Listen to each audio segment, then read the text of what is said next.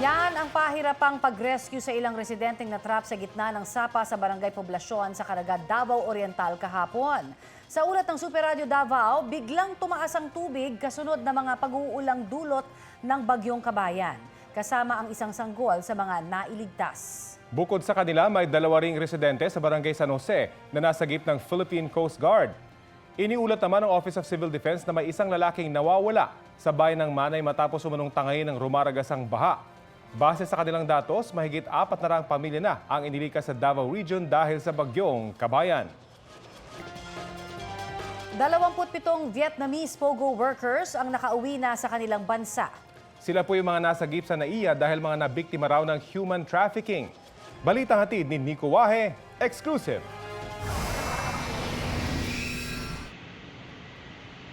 October 31 nang masagip ng mga otoridad ang 34 na mga foreign nationals sa NAIA Terminal 2 mula sa gagawin sanang pagbibenta sa kanila sa isang Philippine Offshore Gaming Operators o POGO company sa Cebu. 31 dyan ay mga Vietnamese, 3 naman ay mga Chinese. Mga empleyado sila ng isa pang POGO sa Parañaque. Nasagip sila matapos magsisigaw ng ilan sa kanila para humingi ng tulong. Isang Chinese na pinaniniwala ang boss at isang Malaysian ang naaresto sa operasyon. Matapos ma-rescue ay dinala sila sa tahanan ng Iyong Pag-asa o TIP ng Interagency Council Against Trafficking sa Mandaluyong, kung saan sila pansamantalang nanirahan. As usual, pinapakain po sila all the basic needs that they need to be provided for. Binigay po ng ating gobyerno. Matapos ang mahigit isang buwan, makakauwi na ang 27 sa kanila na lahat ay Vietnamese. Hating gabi kanina nang inihatid ang 21 na kabilang sa unang batch na NAIA Terminal 3 para sa kanilang repatriation. Ang 6 na iba pa ay kaninang alas 6 ng umaga bumiyahe mula sa NAIA Terminal 1. Yung natitirang 2 Chinese later on pa at saka yung 4 pa na Vietnamese naman na gagamitin bilang witnesses natin. Hindi na nagpaunlak ng panayam ang mga biktima. Nico Wahe, nagbabalita para sa GMA Integrated News. Ngayon pong holiday season, nagpaalala ang National Meat Inspection Service na siguraduhing ligtas at malinis ang bibilhing karne. Sabi ng NMIS, tingnan kung may nakadisplay na Certificate of Meat Inspection ang tindahan. Suriin din daw kung malinis ang pwesto. Hindi daw dapat hinahayaan na dapuan ng insekto ang karne. Iwasan na rin daw kung may hindi ka nais-nais na amoy ang karne. At kung iba na ang itsura. Kahapon lamang may nasabat ang Manila Veterinary Inspection Board na halos 300 kilo ng botsa o double dead na karne. Ayon sa Super Radio DZBB, galing po ito umano sa Bicol at hinihinalang inihalo sa processed food. Paalala po ng mga eksperto sa publiko, posibleng ma-food poison kapag nakakain ng botsa, kaya dapat magdoble ingat. Sa mga naghahanap ng panregalong laruan ngayong Pasko, maraming pwedeng pagpilian sa Divisoria. Bukod sa 24 oras na bukas, wala raw silang balak magtaas presyo. Balitang hatid ni Darlene Kai. 6 na tulog na lang, Pasko na. Kaya naman dumarami na ang mga namimili rito sa night market sa Kalye Ilaya sa Divisoria, Maynila. Marami sa kanila ay dumaraan dito matapos makinig ng misa sa kalapit na Santo Niño Church gaya ng magkakaibigang ito. Galing po kami simbang gabi. Tapos niyaya po nila ako. Bumili ng pan-case gift. Kung panregalo lang din naman kasi, napakaraming pwedeng pagpilian dito sa Divisoria. Gaya ng mga ukay-ukay na mabibili sa 15 pesos lang. Mabenta raw ito lalo ngayong magpapasko. Marami po pag nagsisimbang gabi tapos madaling araw, ganun. Meron ding mga bagong damit pambata, t-shirt, sando, blouse, dress, sapatos at sombrero. Mas marami po ngayon kaysa po yung nakaraan. Marami po yung tao, marami pong bumibili lalo pag simbang gabi. Marami ring mga laruan na 25 pesos lang. Kung ang North Pole may Santa Claus, ang Divisoria ay may Brian Claus. Pero hindi niya ipinamimigay ang mga laruan ha. Mabibili ang mga tinda niya sa halagang 150 pesos pataas, depende sa klase. May manika, lutu-lutuan, kotse-kotsehan, action figures at iba pa. Yun nga lang, mahina raw ang benta nila ngayon. Sa ngayon po, sabi po ang tumal po. Hindi po nakagaya po ng nakaraang taon. Ang dami pong tao. Kasi may mga online na po kasi tayo. Bali, doon na rin po kasi mga umano yung mga customer. Kaya sana raw dumami ang mga mamimili ngayong papalapit na ang Pasko. Wala naman daw silang balak magtaas ng presyo. makakatawad pa raw ang mga bibili. 24 oras namang bukas ang stalls dito. Darlene Kai, nagbabalita para sa GMA Integrated News.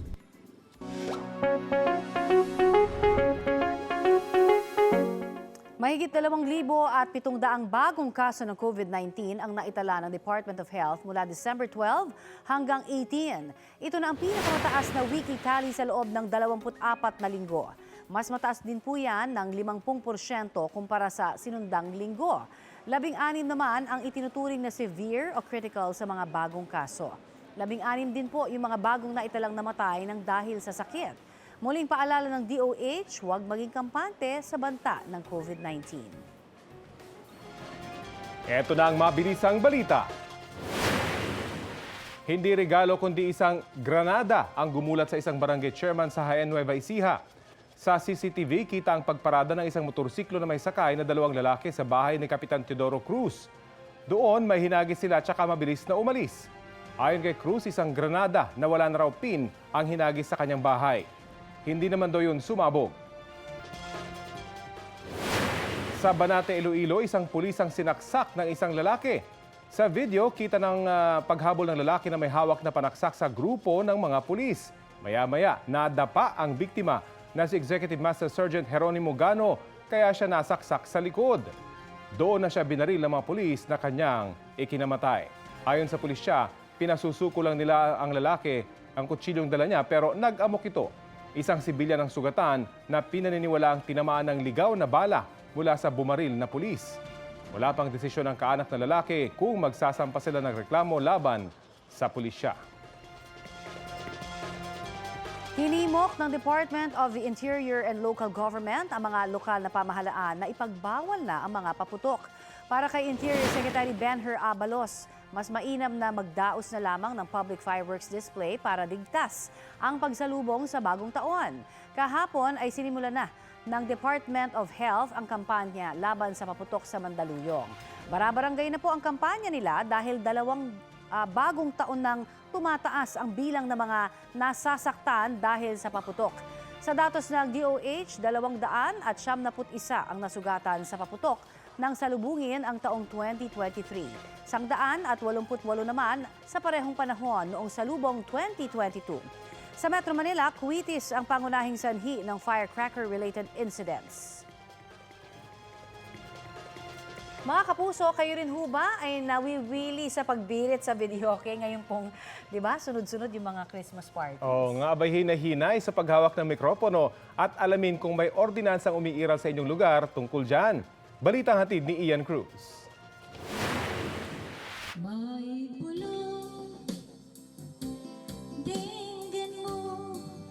Tulad ng maraming Pinoy, pampatanggal daw ng stress ni Aling Mila ang pagbe-videoke. Kaya naman kapag may pagkakataon, kumakanta talaga siya. Ang bilin lang niya sa mga kaanak, huwag papasagad sa kantahan lalo pag malalim na ang gabi. Before 10, matatapos sila. Yun ang bilin niyo? Opo, sa kanila. Pag hindi natapos ng 10, Ako na magpapatay. ikaw na. Ako na magpapatay. Para hindi maingay ng mga kapitbahay. Ang kapitbahay ni na Aling Mila, naintindihan naman ang kasiyahan ng kapitbahay lalo na ngayong magpapasko. Pag hanggang alas 10, tama lang yan. Pag sumobra po sa ganon, Hindi na pwede yun. O kasi istorbo na sa mga kapitbahay na rin. ayon sa purok leader ng Area 9 ng Barangay Pasong Tamo, Quezon City, marami naman sa mga kalugar ang madaling sabihan pero hindi raw ang lasing na ayaw paawat sa kantahan. Pagka nakainom kasi, mahirap na sawayin yun. Kasi makulit na, lalakas palalo. Kaya ang ginagawa, di tinatawag namin sa sa barangay mismo. Para barangay mismo ang magsasaway. Sa Barangay Matandang Balara, kada taon, bumababa raw ang insidente ng mga ayaw paawat sa videoke paglagpas ng 10 p.m. Panay kasi ang paalala nila sa public address system. Patuloy pong ating paalaala, ang pagbibidyoke ay pinahintulutan lamang po hanggang alas 10 ng gabi. Kaya naman sa aming pag-iikot, walang nagbibidyoke kahit pa sa mga lugar na kilalang maraming mahilig kumanta. At ang nakakatuwa lang dito, pag napagsabihan na ng purok o ng ating volunteers yung inirereklamong kapitbahay, agad naman po silang tumutugon. May iba't ibang ordinansa na ang mga LGU sa pagpapahintulot ng mga videoke, karaoke at iba pang maiingay na kagamitan. Karamihan hanggang 10 PM lang.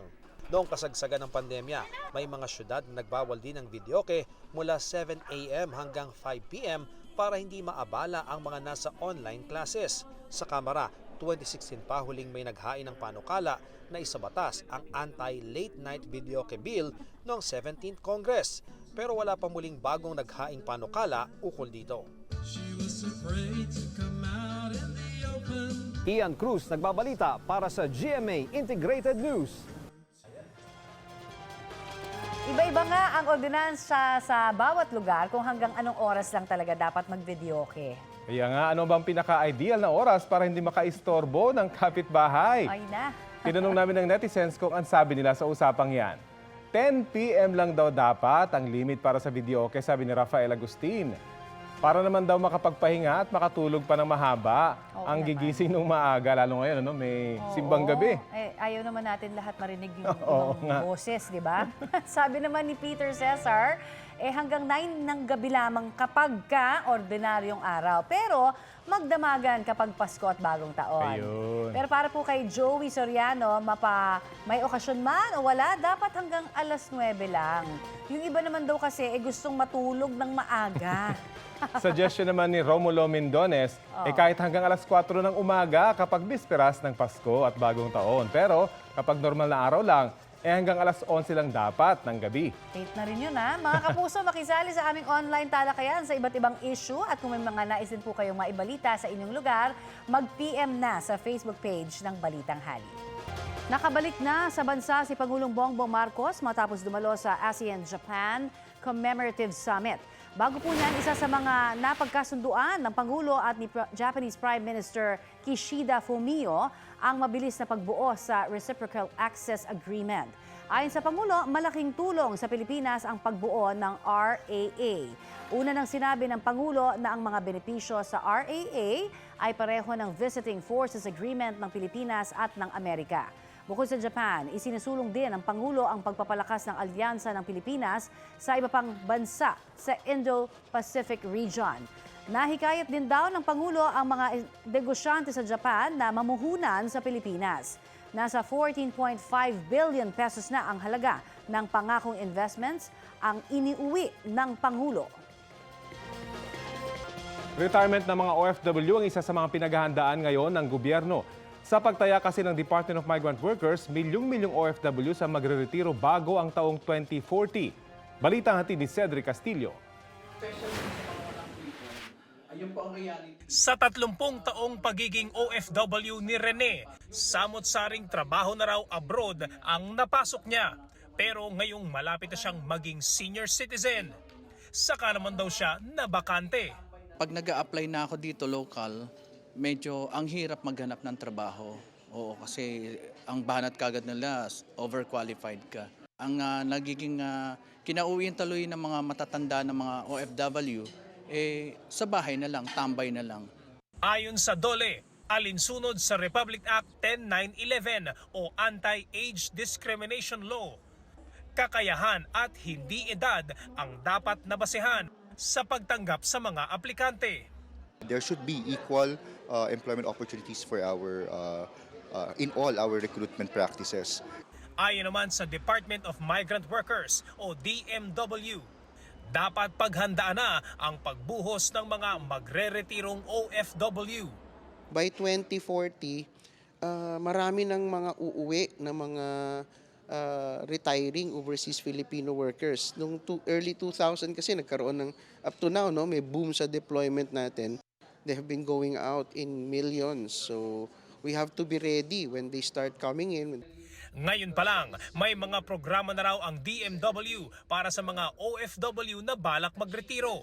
Kabilang dito ang pagmamanage ng pinaghirapang ipon at paghahanap ng kahalintulad na skills. If you're a very good domestic worker, you can be a very good hotel manager. Kapag magaling kang domestic worker, magaling kang magluto, pwede kang mag-commercial cooking, pwede kang mag-culinary arts. Pag magaling kang mag-alaga talaga, pwede kang mag-caregiving and eventually graduate into more professional healthcare occupations. Cedric Castillo nagbabalita para sa GMA Integrated News. Heto na ang mabilis na balita. Iniimbestigahan na ang pamamaril sa barangay 142, Balutondo sa Maynila kagabi. Dead on the spot ang biktimang lalaki sa bahagi ng San Pedro Street. Ayon sa barangay, posibleng demotorsiklo ang salarin. Taga-Balot din daw ang biktima pero sa ibang barangay. Tumangging magbigay ng pahayag ang barangay tungkol sa insidente. Sa Tuba, Benguet naman, isa ang patay matapos ang karambola ng 3 sasakyan. Base sa investigasyon, nawala ng preno ang isang van kaya ito bumangga sa kasalubong na SUV at pick-up. 14 na sakay ng van ang sugatan. Hindi pa pinangalanan ang namatay habang hindi pa alam ng kanyang pamilya ang nangyari. Patuloy ang investigasyon. Sa mga mamimili dyan, ipag-usapan natin ang tips sa ligtas na pagbili ng karne ngayong panahon ng handaan. Tama. At nakasalang po sa Balitang Hali si National Meat Inspection Service Deputy Executive Director Dr. Roberto Umali. Magandang umaga at welcome po sa Balitang Hali. Apo, kumusta po yung pagbabantay ng NMIS ngayon pong holiday season sa mga nagbebenta ng hot meat o yung botsyang karne? Dumami po ba?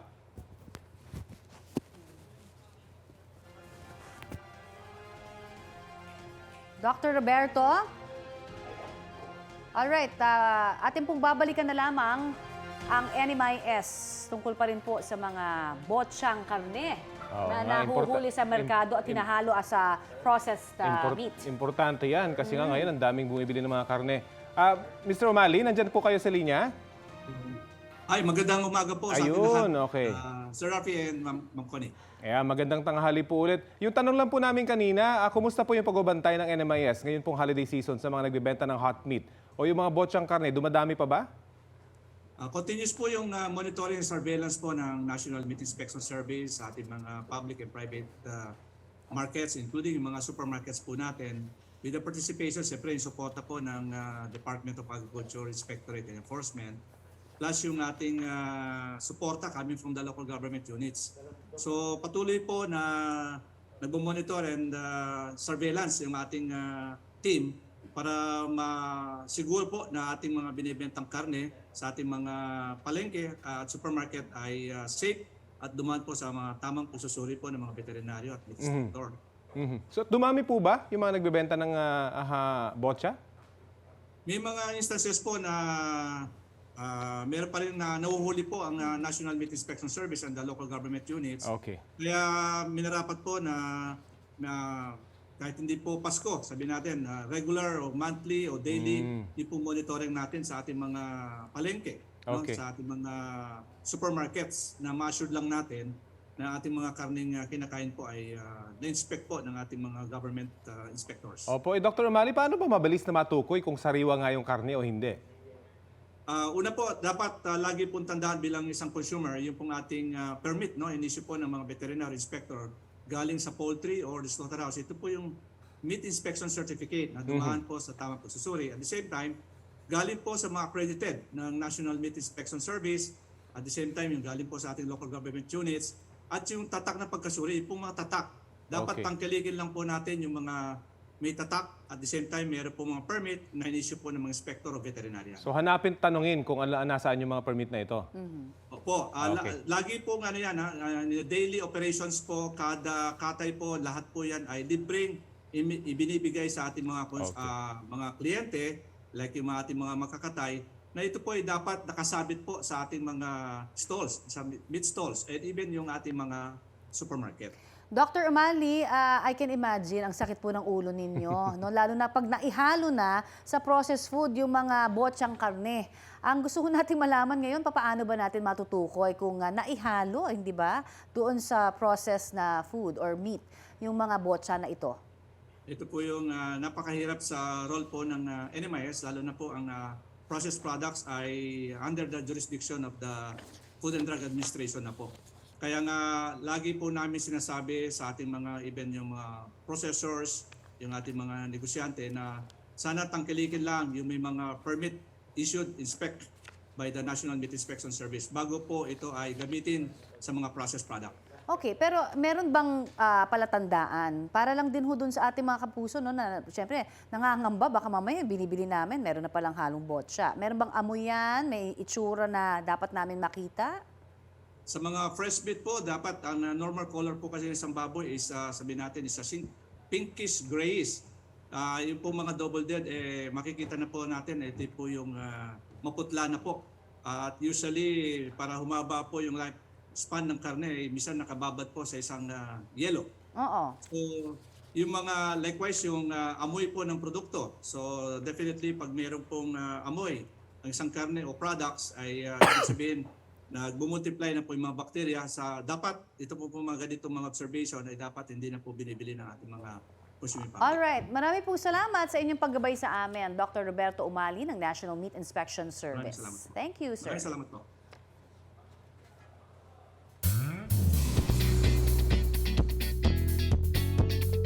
Abot kamay na kasiyahan sa Japan ang hatid ng cast ng Abot Kamay na Pangarap last weekend. Enjoy ang GMA Pinoy TV subscribers sa Nagoya sa pamaskong event ng GMA Pinoy TV at One Network. Sa Day 1, pinasaya ni na Jillian Ward, Ken Chan, Richard Yap at Carmina Villaruel ang kanilang fans sa isang meet and greet event. Malamig man ang panahon doon, game pa rin na nag-share ng happiness ang cast hanggang sa Day 2. Nakisama na rin sa pagbibigay saya sa Day 2 sina Pinky Amador at Hazel Kenochi. Magsushoot din daw ang cast ng mga eksena sa Japan para sa Abot Kamay na Pangarap. Abangan nyo yan, mga mare! Ang sarap sa pakiramdam. It's my first time here in Japan at talagang ramdam na ramdam mo yung warm welcome ng mga Global Pinoy. Isipin niyo po, sobrang lamig dito ngayon. Pero pumunta po sila sa 2 araw na event po namin dito. Grabe po ang mga Global Pinoy. Maraming salamat po sa inyo.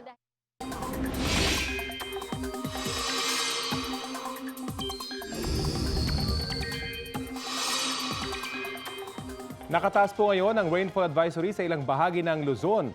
Ayon sa Pag-asa, apektado ang Aurora ng malalakas na ulan. Light to moderate rains naman sa Cagayan, Isabela, Kalinga, Apayao at ilang panig ng Quirino, Nueva Vizcaya, Mountain Province at Ifugao. Pinaalerto ang mga residente mula sa banta ng baha o landslide. Ang pagulan sa mga nasabing lugar ay epekto ng hanging amihan at shear line. Bukod sa mga nabanggit na weather system, patuloy ring nagpapaulan sa ilang bahagi ng bansa ang low pressure area na dating Bagyong Kabayan.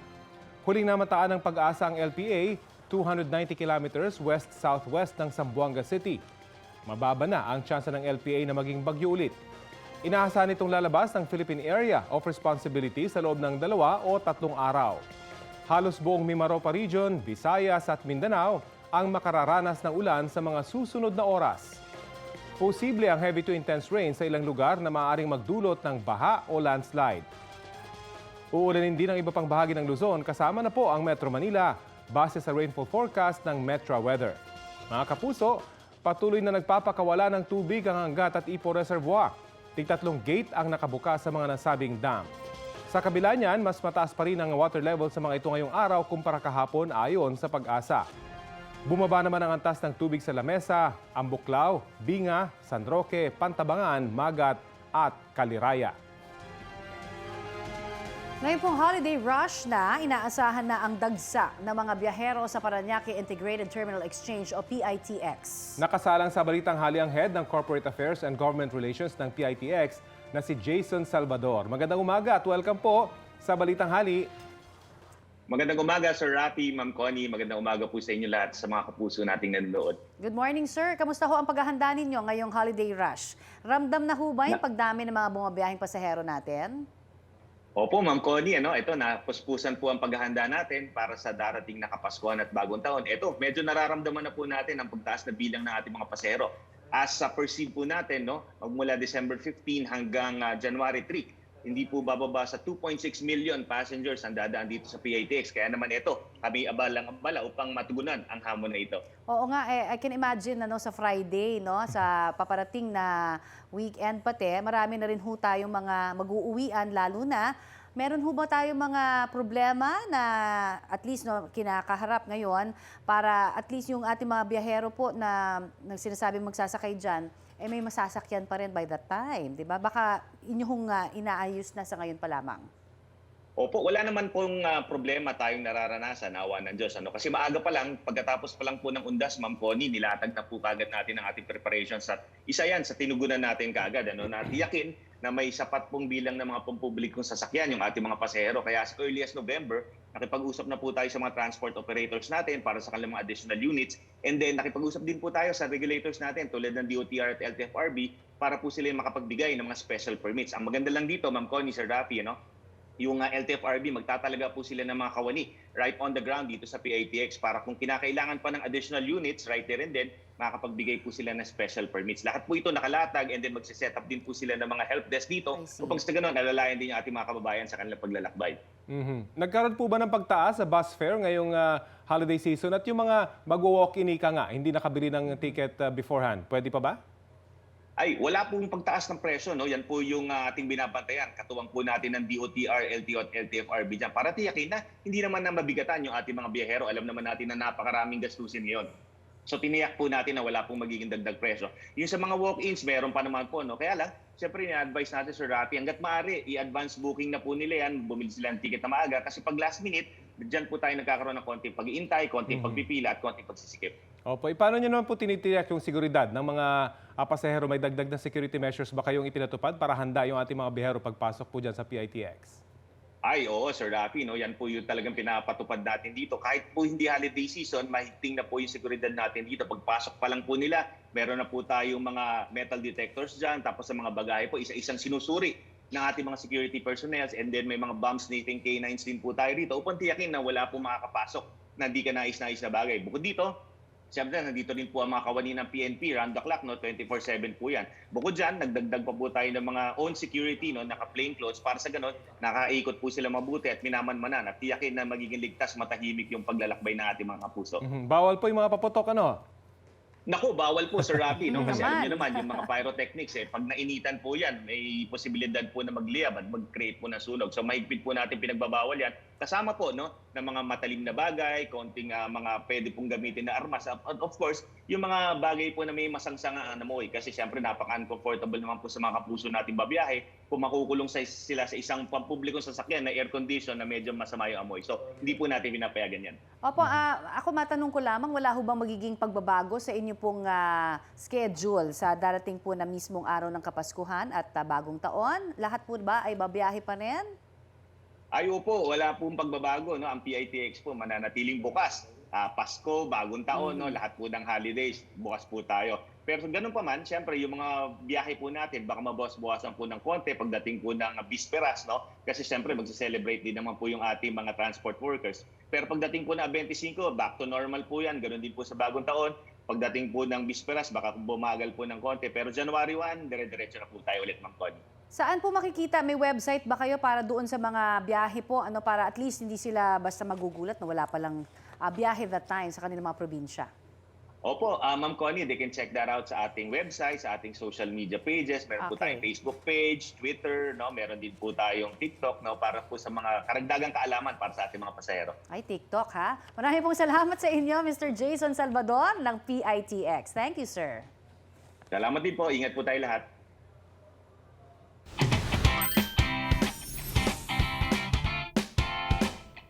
Good job ang husay ng Pinoy athlete sa ilang sporting events sa Malaysia. Wagi ng 5 gintong medalya ang ating Filipino sambists sa 2023 Southeast Asian Sambo Championships sa Kuala Lumpur, Malaysia. Naiuwian ni Chino C, Mark Mugen, Stringel Goodwin Langbayan, Robin Catalan at Eileen Agnes Yap. Para po yan sa iba't ibang Sambo category. Silver medal naman ang nakuha ni Jo Marie Torres para sa 54 kg Combat Sambo category. Ang Sambo ay isang uri ng Russian Soviet martial arts at combat sport. Wagi din ng gold at silver award ng Pilipinas sa Asia Oceanic Juniors and Masters Ultimate Championship sa Putrajaya, Malaysia. Nanaig ang Pilipinas Ultimate Masters team sa score na 15-10 laban sa Singapore Mambo. Ultimate ang tawag sa Frisbee competition. Good job at congratulations sa inyong panalo!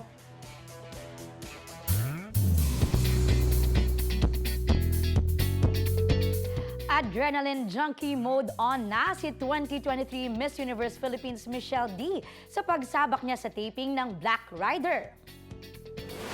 Sa IG ng Kapuso Network, spotted ang arrival ni Michelle sa set ng full-action drama series. Sa kanyang fans na MMD-verse, nag-share naman ang Sparkle Beauty Queen ng throwback picture niya sa pantaseryeng Mga Lihim ni Urduha. Gumanap siya riyan bilang si Freya, ang Master of Combat ng grupong Bounty Hunters. Kaya chika ni MMD, abangan ng bagong assassin na paparating sa Black Rider. I'm such an adrenaline junkie. I was like, I want to be on that show. Pero syempre, lumaban muna tayo. Pinaglaban muna natin ng Pilipinas. I'm so excited for my role. Naku, abangan na yan. Update naman po tayo sa mga naapektuhan ng nagdaang bagyong Kabayan sa Surigao del Sur. May ulat on the spot si Kent Abrigana ng GMA Regional TV 1 Mindanao. Kent? Connie, umabot na sa mahigit 12,000 na pamilya sa Surigao del Sur ang na-displace dahil na rin sa epekto ng dating tropical storm Kabayan. Dito sa Tandag, Surigao del Sur, mahigit 1,000 pamilya ang apektado ng pagbaha bunsod ni Bagyong Kabayan. Ang ilan sa kanila, dito na muna sa barangay Telahe, covered court na nanuluyan. Nasira naman ang ilang pananim sa Lianga, Surigao del Sur dahil sa pagbaha. Mahigit 200 pamilya naman ang lumikas dahil sa pagtaas ng antas ng tubig. Sa pinakahuling datos ng PDRRMO Surigao del Sur, nasa mahigit 12,000 na pamilya ang inilikas mula sa 189 na barangay sa probinsya. 5 bahay naman ang totally damaged habang 146 ang partially damaged. Connie, kaninang umaga lumikas na o umuwi na sa kanilang mga tahanan ang mga evacuees sa iba't ibang evacuation centers dito sa Surigao del Sur. Bagamat naging LPA na lang si dating Tropical Storm Kabayan, andyan pa rin ang posibilidad ng mga pag-ulan dahil na rin sa localized thunderstorms. Connie. Maraming salamat, Kent Abrigana ng GMA Regional TV 1 Mindanao. Sinalubong ng Overseas Workers Welfare Administration ang ilang OFW na nagbalik bansa ngayong Kapaskuhan. At may ulat on the spot si Maki Pulido. Maki?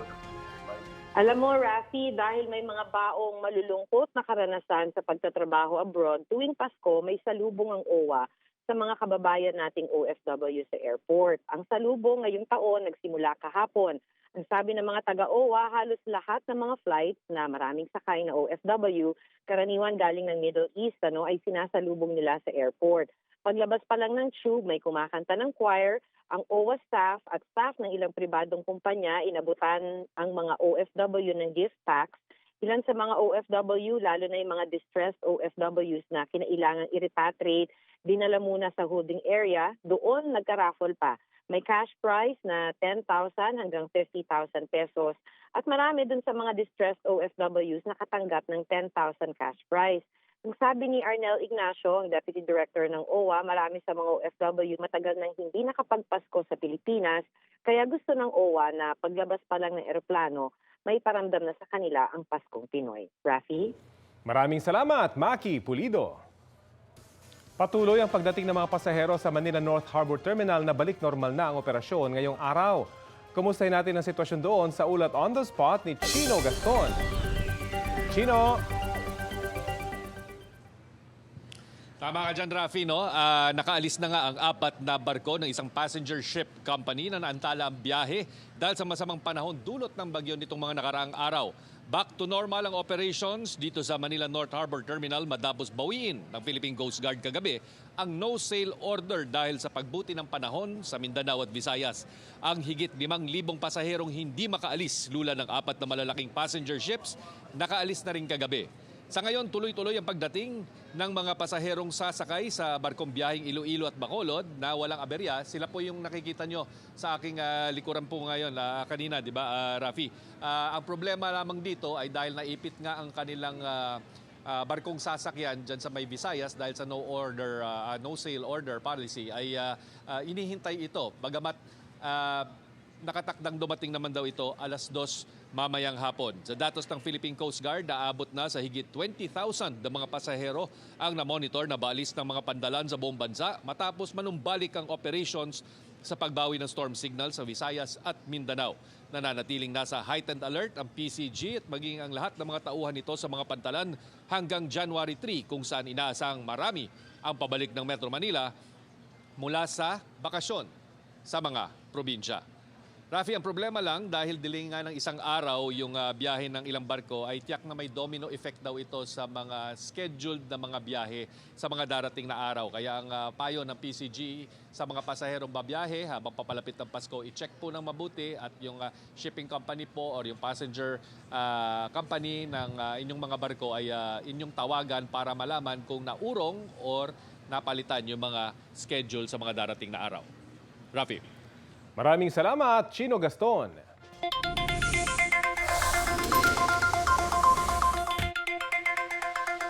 Mga kapuso, ready na ba ang mga sangkap ninyong gulay para sa handaan? Ang tanong, magkano na ba? Alamin na po natin sa ulat on the spot ni Bernadette Reyes. Bernadette? Connie, malikot ang presyo ng mga gulay ngayon. Yan ang lumalabas sa bantay presyo ng Department of Agriculture sa ilang malalaking pamilihan dito sa Metro Manila.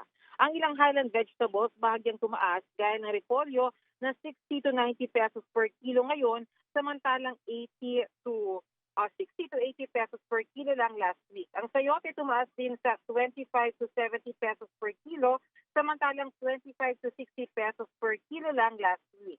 Bumaba naman ang presyo ng carrot, 60 to 120 pesos per kilo ngayon, samantalang 70 to 140 pesos per kilo noong nakaraang linggo. Bumaba rin ang Pechay Bagyo sa 30 to 90 pesos per kilo mula sa 40 to 90 pesos per kilo noong nakaraang linggo.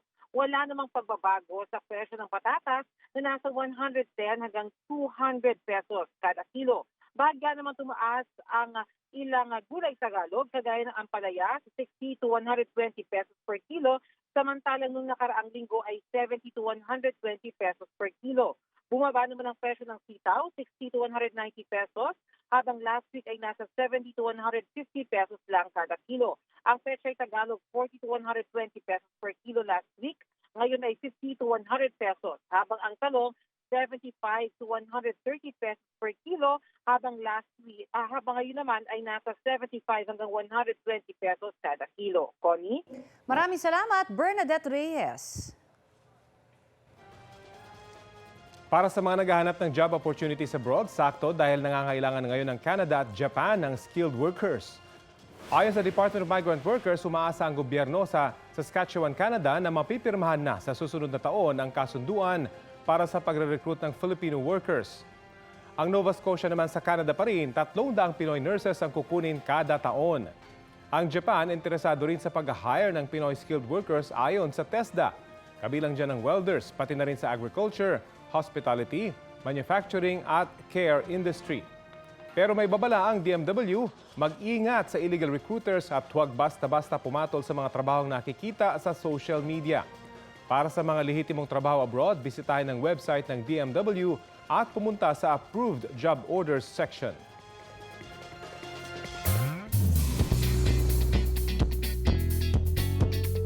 Mga mare, present ang cast ng horror thriller film na Kampon sa kanilang premiere night kagabi. Dumalo ang bidang sina Kapuso actress Beauty Gonzalez at Derek Ramsey. Naroon din si Zainab Harake at ang aktres sa katatapos lang na The Missing Husband na si Kai Cortez.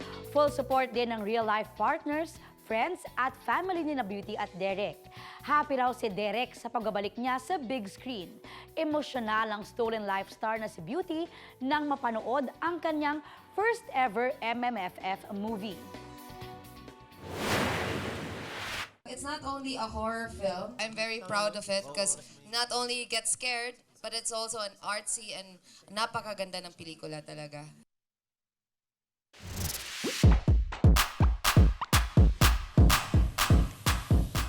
Mapapawaw ka sa determinasyon ng isang guro mula po sa Apalit, Pampanga para makapasa sa licensure exam for professional teachers. Pinatotohanan niya kasi ang kasabihang, try and try until you succeed. Siya po si Ma'am Erlinda Cudia, 56 years old, na nakapasa ngayong taon sa licensure exam for professional teachers matapos ang kanyang 40 pagsubok.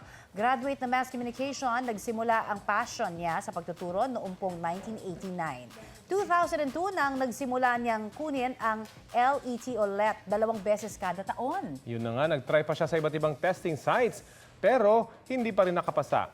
Suportado naman siya ng kanyang anak sa bawat exam. Ang kanyang anak din ang tumitingin sa listahan ng mga pumasa at ang lagi niya raw linyahan, ma, wala po ulit. Pero nito lang buwan, sa inilabas na resulta, isa na si Ma'am Erlinda sa mga nakapasa. Ayan, congratulations, Ma'am!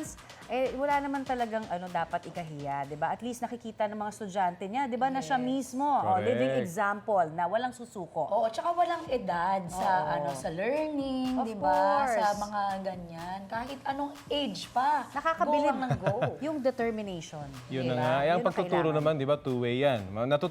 Natututo pa rin sila. Di ba? Yes, oo. So malamang kaya siya nakapasa. Marami na rin siya natutunan through the years no kanyang pagtuturo. At mascom siya. Oo, congratulations, ma'am. Dito naman tayo dahil mascom siya, di ba? Pwede naman dito rin sa amin. Ang dami niya siguro mga future mascom students at mga Yes. mascom practitioners yung naturuan. Oo nga. At ang higit sa lahat, yung magandang pamasko yan. Correct. Diba? Para sa lahat ng mga, sabi yung anak niya, makikita siya as a good example to them as well. Ayan. Correct. Congratulations po sa Maligayang inyo, Pasko, ma'am. ma'am. Saludo kami sa inyo. Saludo po kami sa inyo. At ito po ang Balitang Hali. Bahagi po kami ng mas malaking misyon. Ako po si Connie Sison. Rafi Tima po. Kasama niyo rin po ako, Aubrey Carampel. Para sa mas malawak na paglilingkod sa bayan, Mula sa GMA Integrated News, ang News Authority ng Filipino. Kapuso, para laging updated sa lagay ng panahon, mag-subscribe sa GMA Integrated News sa YouTube. Para sa mga kapuso abroad, bisitahin ang GMA Pinoy TV at www.gmanews.tv.